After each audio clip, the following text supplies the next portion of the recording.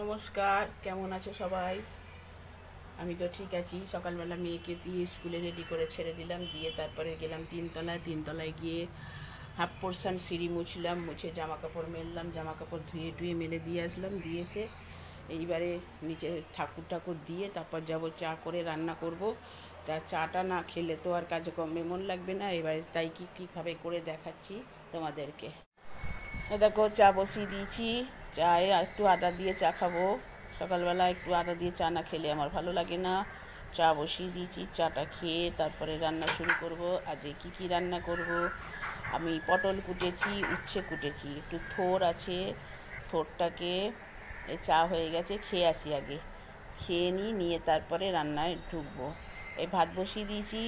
ভাত বসিয়ে তারপরে একটু থোড় কালকে অফিসের কাছ থেকে পাঠিয়েছিল, সেই থোড়টা কুচিয়ে রেখেছিলাম। এটা নুন দিয়ে ভালো করে চটকে নেবো, নিয়ে তারপর ভাজা করব। সর্ষে শুকনো লঙ্কা ফোড়ন দিয়ে থোড়টা ভাজা করব। আর এদিকে উচ্ছে কুটে রেখেছি, পটল কুটে রেখেছি। উচ্ছে দিয়ে ডাল করব, মুগের ডাল।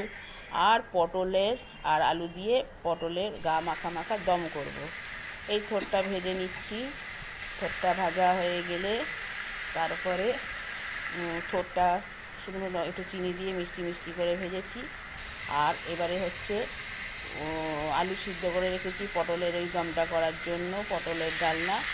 আর এদিকে হচ্ছে উচ্ছেটা ভাজছি, উচ্ছে দিয়ে ডাল করব, মুগের ডালটা। উচ্ছেটা ভেজে নিয়ে শুকনো লঙ্কা সর্ষে ফোড়ন দিয়ে ডালটা সাঁতলে দিলাম।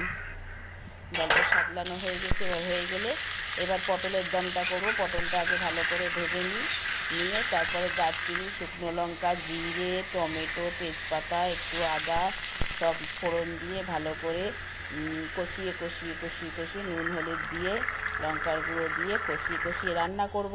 করার পরে এই যে হয়ে গেল গা মাখা মাখা পটলের দম।